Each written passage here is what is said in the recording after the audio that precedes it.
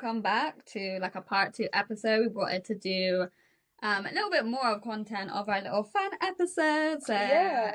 Hope you enjoy these games that we're playing and this section of this part 2. Oh. Right, okay, should we do some question? Yeah, let's like a question game. Okay. Ooh, I like these. What do you imagine people say when they gossip about you? It doesn't need to be deep. It doesn't need to be deep. Have you met me? It could be something like overthinker over here. Gossip doesn't oh, bless me.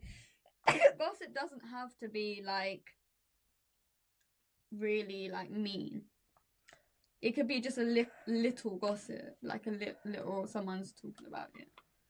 Well, there's 2 versions. So there's 2 versions like written into you, and then like.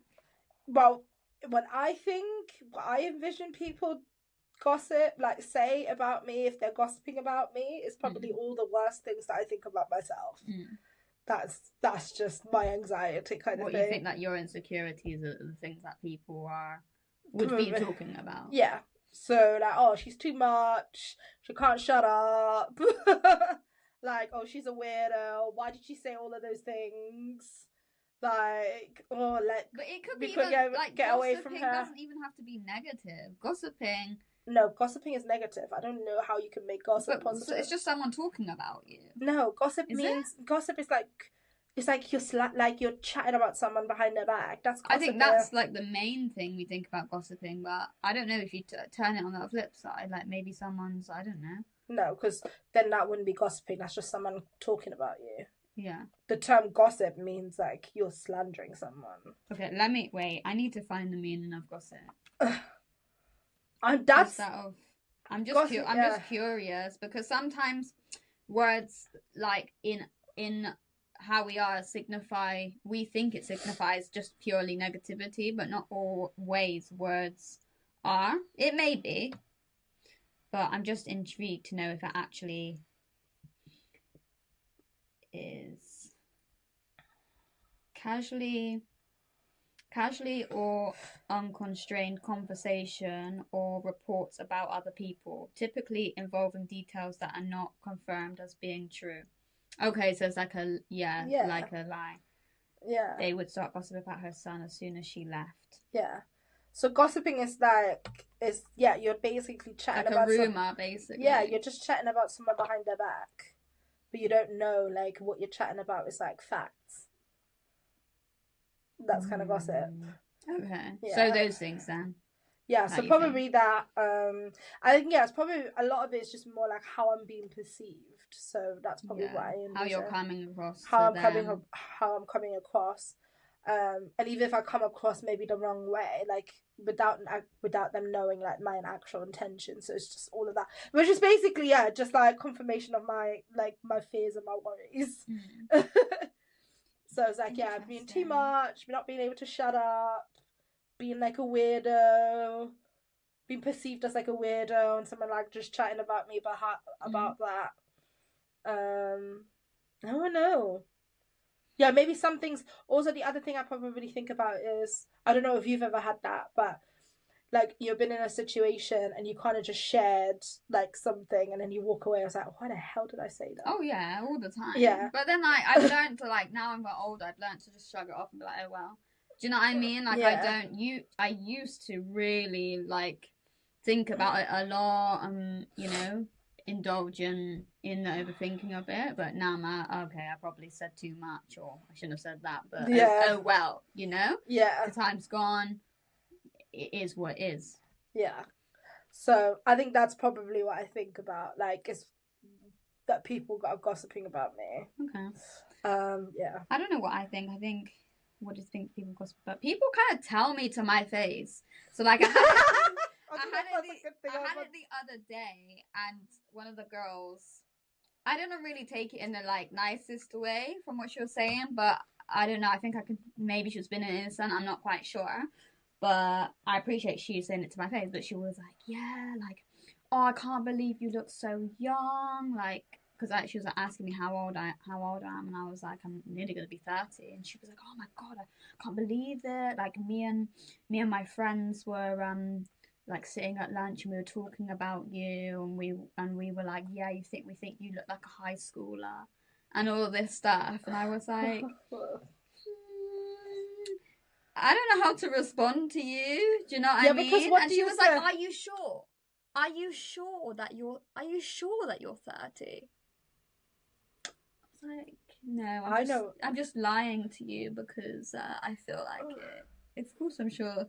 Like, I just like there's some things that you just don't know how to respond, and I know for sure because people come and like they feel free. I don't know why, come and like say things like that to actually me."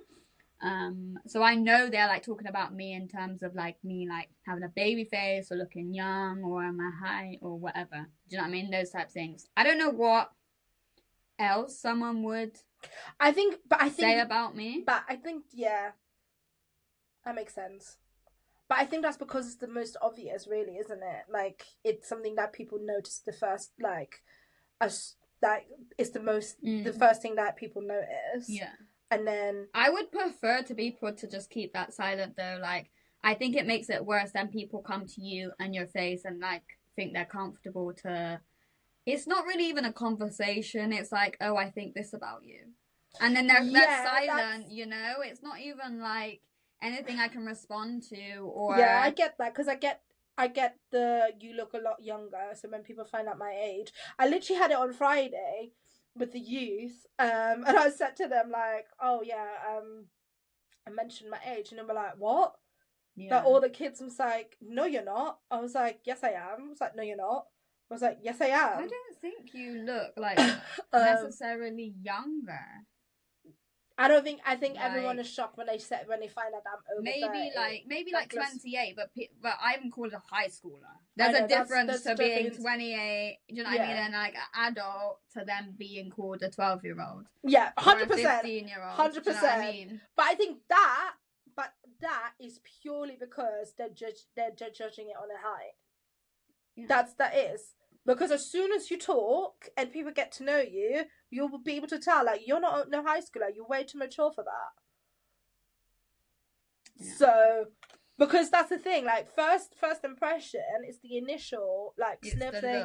It's the look. Yeah. And I get that, because that's what people will assume. And I think it's rude, because I've had another incident where it was at work as well, but he's a horrible guy. Like, he's generally not nice to, like, anyone. And he's we get him in for cleaning. He's like a contractor guy, and he came with some products, and it was really busy at the time and whatnot. Yeah. And I didn't know whether to let him in because I was new. So I went to the gate to let him in because I work in a nursery and whatnot. Yeah. And he was so rude to me. He was talking down to me, all of this stuff, and it was so rude. And I told my manager, and she called him back and said, like, you was rude, like, this isn't okay. She was generally doing her job. And he was like, yeah, but I thought she was younger, and all this stuff. And it's like, okay, you thought I was younger, but there's no need to, like, talk down to someone. Like, he was like, yeah, I just thought she was an apprentice and all this stuff. Mm-hmm. And I told him, I was like, no, you would be surprised how much experience I've actually got. And it's like, you feel like you have to fight, you know, to be taken seriously, to be like actually respected. And I think that also, like, if people that are younger are treated like that, it's horrible. Yeah, you actually realize like, oh wait, if you actually think I'm younger, like, then you're actually treating people who are younger like that, you know? You're talking down to them, you're not respecting them. Yeah. And I think that bridges a gap in terms of generations then. But 100%, but that's the thing, like, with that, I can definitely resonate to it. Yes, like, mine is more about the baby face, necessarily, like, where a lot of people assume I'm a lot younger than I am. Obviously, I don't get high school, so that's a whole different bag. But I have gotten where I'm like early 20s, and so you assume I'm way more inexperienced than I am, and I'm having to explain. I was like, and I'm finding myself reminding people, it's like, no, I'm over 30. I'm getting on, and like I'm having to over explain my age so that people actually take what I say seriously. But I think and that's a shame that you have to even be an age to be taken seriously. Yeah.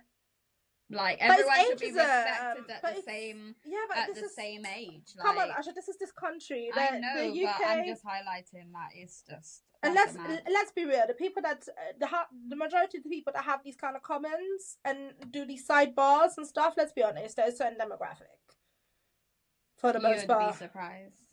For the most, well, in my experience, a lot of them are certain demographic.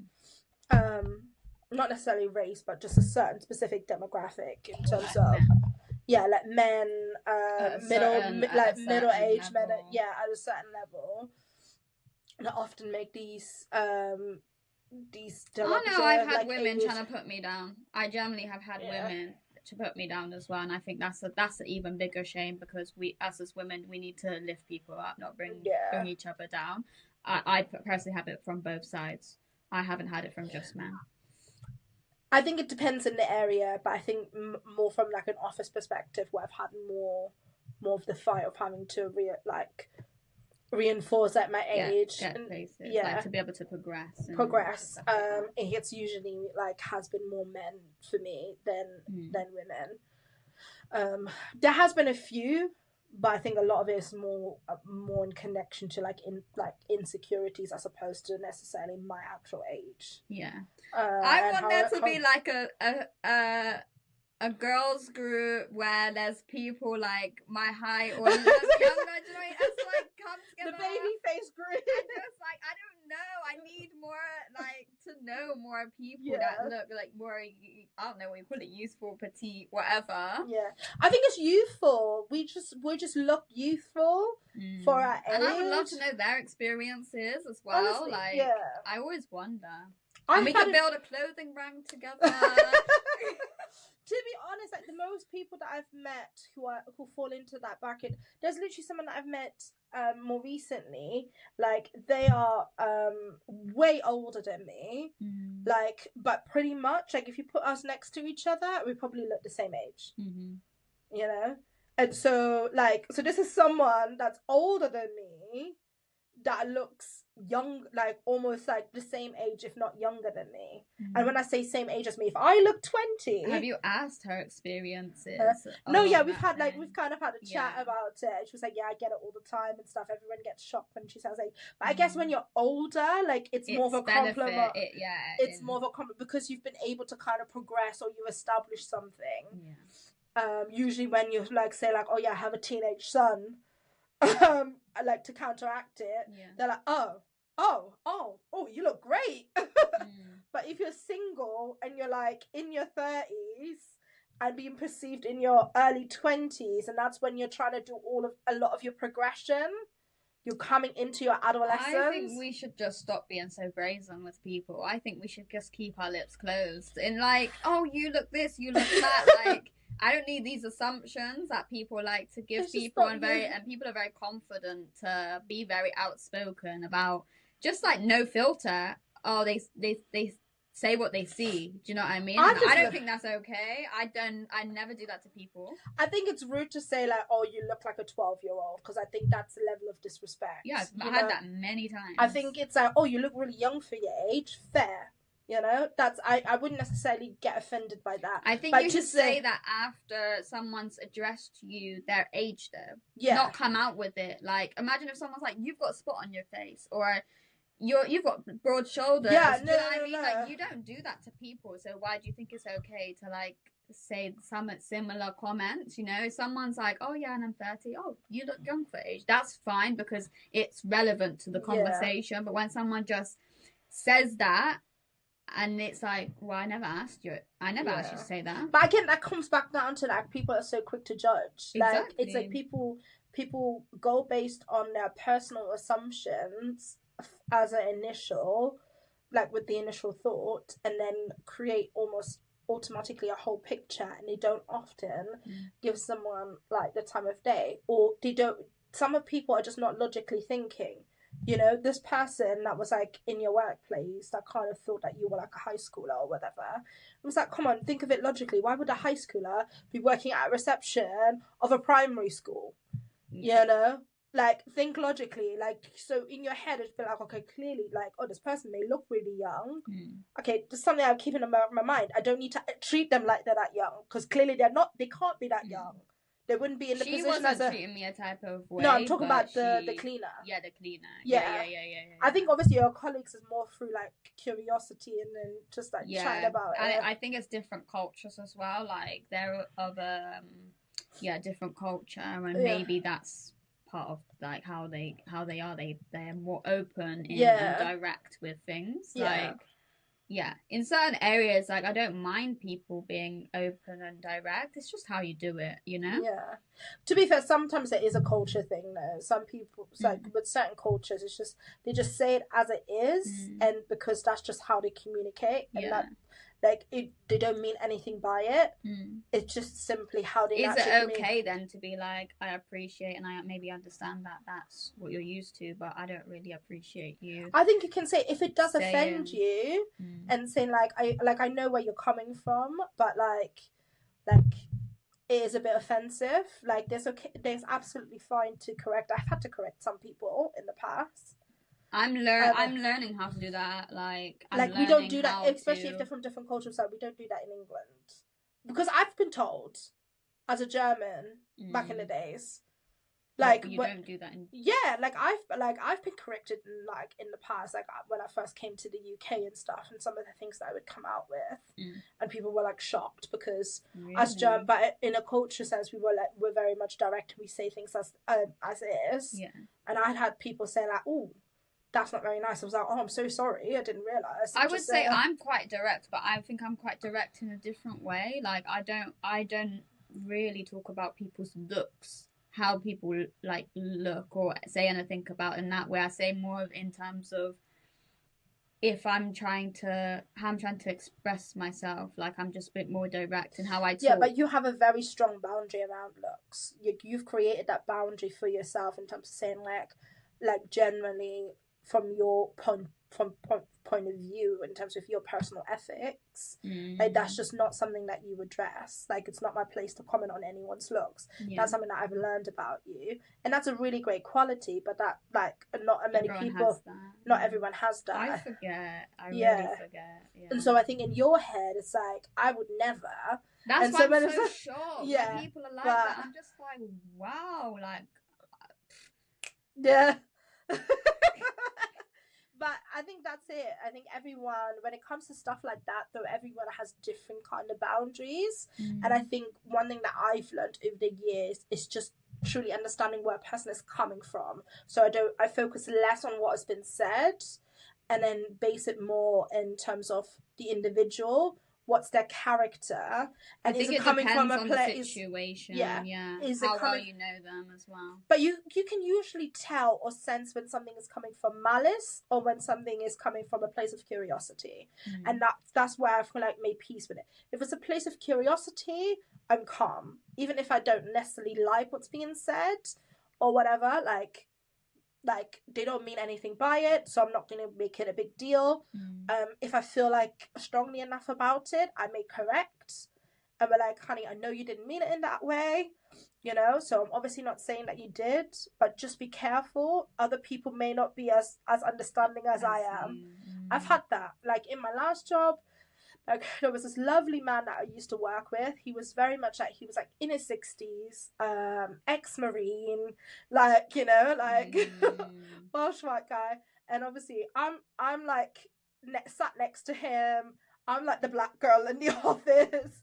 I come in with different hairstyles, my curly hair, all of those sorts of things. And I've got asked so many little questions. And some of the comments that were made, and I had to say to him, like, at some point, I was like, honey, like, I know you don't mean it. Like, but you gotta be careful who you say these kind of things to. You're doing him a favour. Like, yeah. And obviously he understood, was like, I know, like, I know, like, I wouldn't say this to anyone. I was like, I know that, but it doesn't make it okay. Yeah. So we formed this comfortability with you and thought that, like, oh, you're in that.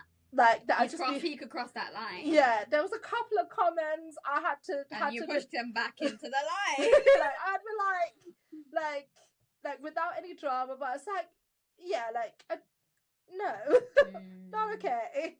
Yeah, I know you're joking, but it's not quite a joke.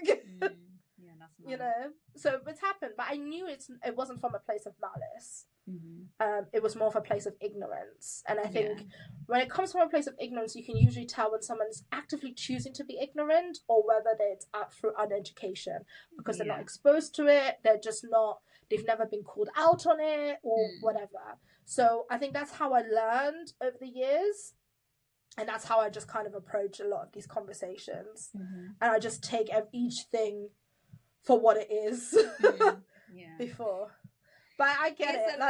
It's a complete learning curve. I get it, because sometimes you just get triggered, like by it, like offended. There's been situations where the moment's been missed, where I've been able to say something, you know, and now you're kicking yourself. I should have like said that or whatever, but yeah, it's like it ain't easy, but it's I'm learning how to approach that.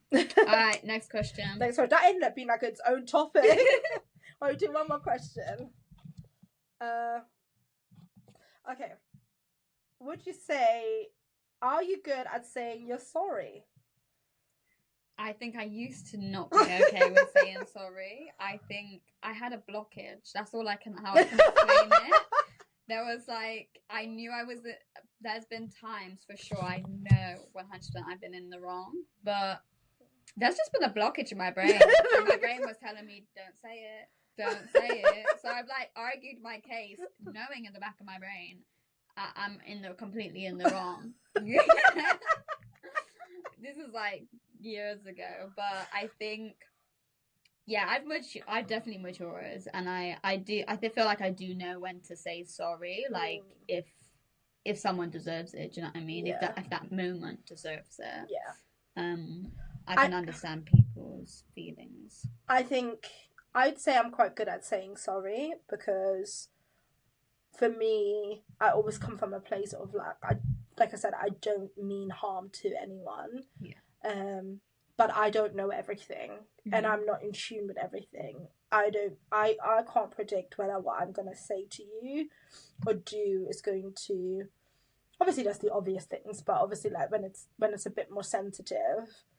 So I always say, especially with my closest friends and stuff, please just be honest with me, even if it's uncomfortable. If I've done anything to like hurt your feelings or offend you, like let me know, and I'll be very quick to say sorry, because from that point it's like I never mean to hurt anyone. So I think I've learned just to be really because I realize it's like, I think for me I just realize it's like, we're humans, we make mistakes. I think it's in how we address our mistakes that makes the difference. I don't expect perfection. It's just how you deal when you do mess up. I think it's also about the level of communication that person gives to you as well. If someone just went off the rails or didn't communicate that they were hurt or whatever in the right way, I think I wouldn't be so quick to apologize, because the way that they're acting, do you know what I mean? Like, obviously that's quite a rare case, but if I was approached where someone, I don't know, I felt it was out of line, like the way they're reacting, I don't know. I'm talking about like, I've had the situation. We've talked about this. What's happened to me like more like last 2 years ago or something with a friend. But that's hypocrite. That's in my opinion, hypocritical though. It's like you can't say you've disrespected me and now you're disrespecting me. Do you know what I mean? So like if you come to me and you're like, look, and this, and you know, I'm more inclined to apologize, but 100%. I'm sorry, but if you come to me in a certain type of way where and then you're demanding an apology, I'd be like, well, you gotta check yourself first. That and how you speak to me before you're getting anything from me.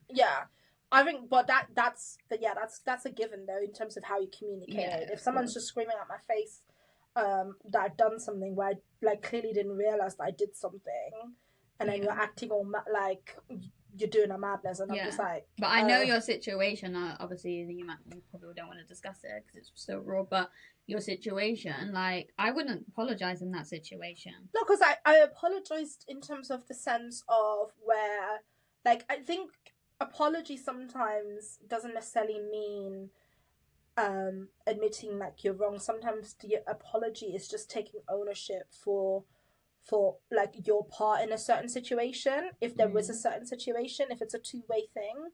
And so in that case, like, I just took ownership because I was like, I recognized like what the person was saying, and I was like, yeah, no, to be fair, like, I get it. I get why like that person, like, on reflection, may have been upset and stuff. So I was like, yeah, I'm really sorry, like, that wasn't my intention, you know.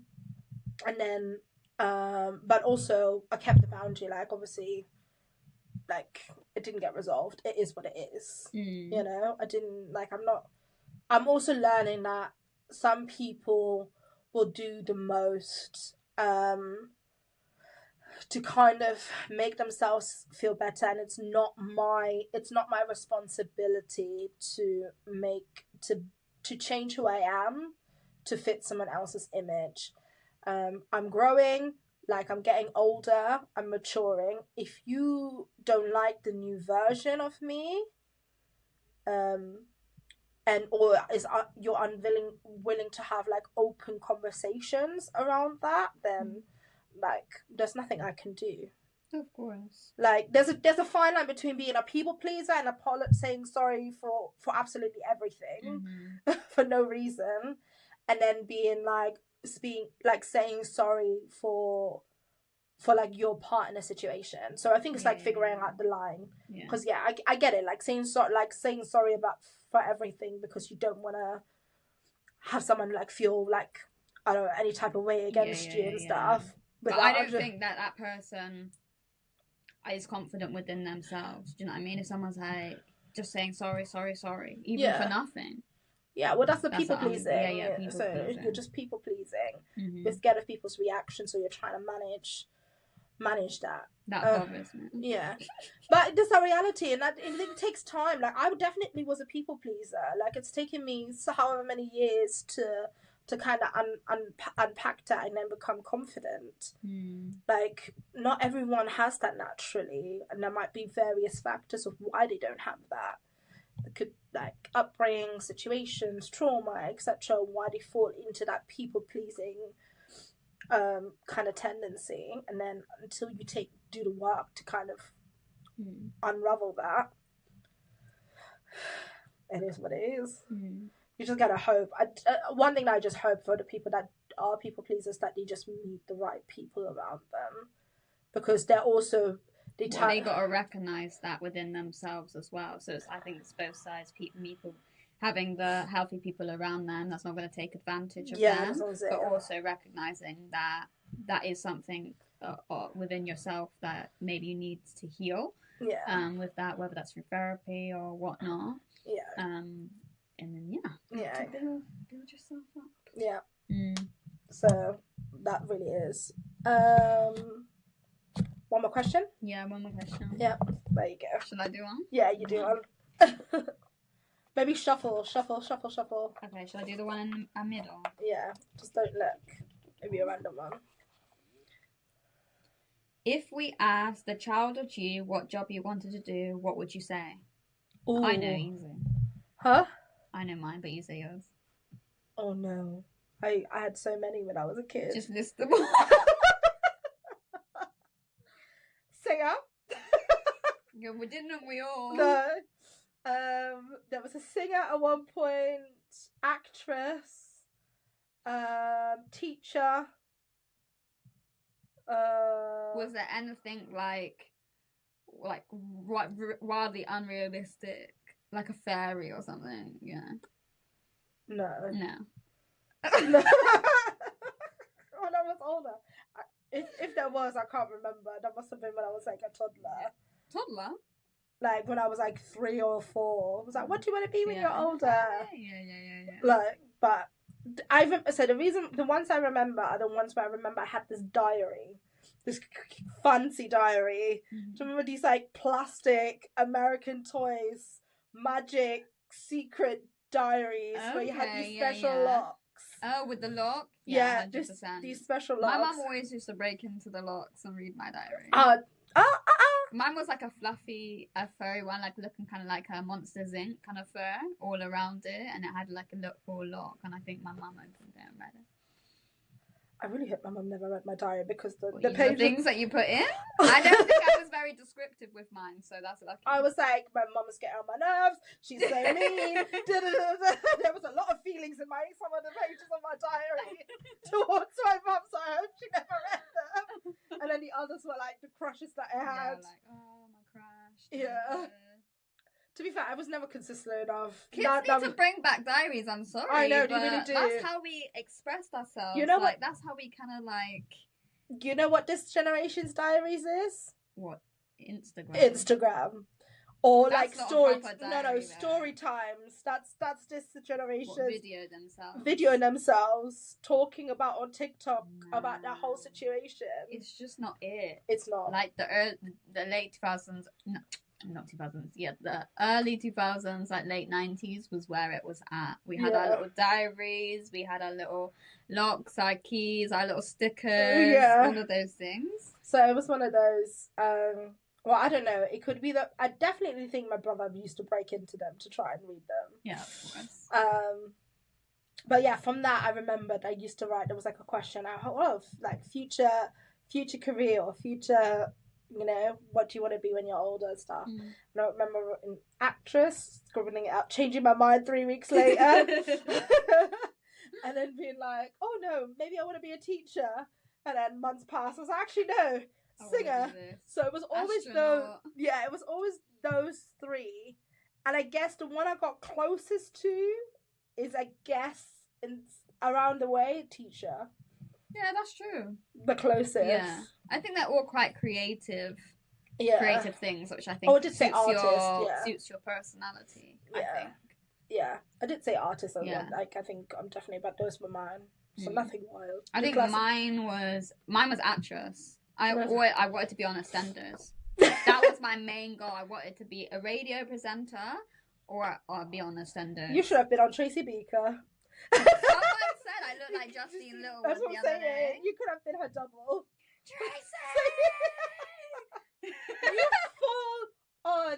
You and Justine could have been non-identical twin sisters. I don't know. I've asked, like, someone said that to me. You said it to me, but then I ask other people, and they're like, I see a little bit, but I don't see it. Who did you ask? Who are the other people that you asked? Sheldon. He was like, I don't like really see it. Like, I see a little bit, but I don't think you're like a doppelganger. Who else did I ask? No, because I think I showed my manager. No, because Sheldon don't know you when you were like from younger. But you didn't know me from when I was younger. No, but I've seen some of the pictures from when you were younger. He's seen pictures. But also, you said now I look like Justine Little. No, so when you do your slick back bun. But it's more the acting. So there's more parts what to are you. What are you trying to say? There's parts to you that was screamed. I'm like a bit sassy. Yes. Oh. Yeah. When we're like joking about, I was like, oh yeah, Justine. That's what I'm saying. I could see it. Fair. Would you see me on EastEnders? EastEnders? Yeah. I don't know why EastEnders. I would see you more on Hollyoaks over EastEnders. I never used to watch that. I would see you on Hollyoaks. Or I'm your mother. No, I could see you on Hollyoaks. Yeah, but Hollyoaks acting's like bad. Bad. There was a couple of even EastEnders acting's not great. There was a couple of storylines in Hollyoaks that kind of bagged. I was like, I also wanted to be on, what was that series? Something to do with a high school, and it was basically a series about a high school. There he goes. No, it was like a BBC series. Well, I don't know. You're asking a non-British person. Yeah, true. I was like, oh no. But I think or maybe Skins. No, I could see on like Skins. now maybe. Now on Skins. Not when I was younger, but No. I think I would have looked too young. I reckon you would have fit perfect into education. What's that? Sex education. Oh, sex education. Sure. I wouldn't be comfortable doing all of those scenes. Obviously not. You didn't have to be the person that did all yeah, of but I the want to be a answers. main character. Oh, okay. And with the main character becomes main character. You could have been acting. the innocent. There's no innocence. They're all horny. True. They're doing all sorts of madness. The auditions were in Bristol for that. Were they? Yeah, they did open auditions for sex education. I think I knew someone that was they were like an extra though. Yeah. I should have at least been an extra. Should we do this year? Should we go for some extra annual leave or something off? Should we find and like there's a website. Someone told me about you can get extra work. Should we just do it? Yeah, let's just do it. Extra cash. Right, guys. Yeah, but you might see us You'll extras. see us in more movies, series. We're just like I know someone that like says like this is where you sign up and you can get extra work. Should we do it? Yeah. Okay, Pinky promise. We'll do some extra work this year. I have been thinking about it. I think I signed up. I signed up to a few like acting. I was like, I could be an extra. It's like an extra. Oh, I just book out a day, 200 quid. It's not hardly. You don't have to hardly act. Yeah. If you're an extra. But it's kind of fun to be on set. Yeah. You like just the vibe. I think some of them the money's not even that bad. No, it's not. Yeah. And there's loads of stuff that's being filmed in We Bristol. need extra money as well this year. Okay, we want to do holidays, all this stuff. We need to get on our grind. Right, so whatever. then it goes back into my other New Year's resolution of trying to raise or save, make 200k. Yeah. Not 200k. What am I talking about? How are you going to be doing that? No. trying to hustle. With the cartel. Oh, no. You want 200K. I know, that's what I was thinking of. What am I? 2k through hustling, like creative like projects and stuff like that, using my talents, trying to make 2k money. Yeah. And then trying to save 5. Okay. Somehow. I don't know how I'm gonna do that though. We can do it. But the hustling maybe. I've got faith in you. You can do it. Yeah. So right. That is the end of our episode. Our part 2, fun and games. I hope you enjoyed it. If you have any other suggestions on what episodes to do other than deep discussions, let us know. Yes. And yeah, comment below your favorite parts of this episode. Answer some of the questions for yourself. And if you've got any dilemmas or any ideas or any stories that you want to share, that you want us to read out, let us know. Write us via email or in the comments or DMs. All of our socials. But yeah, other than that, have a great week. One. See you in the next one. Bye. Sweet, I'm so tired of you treating me this way.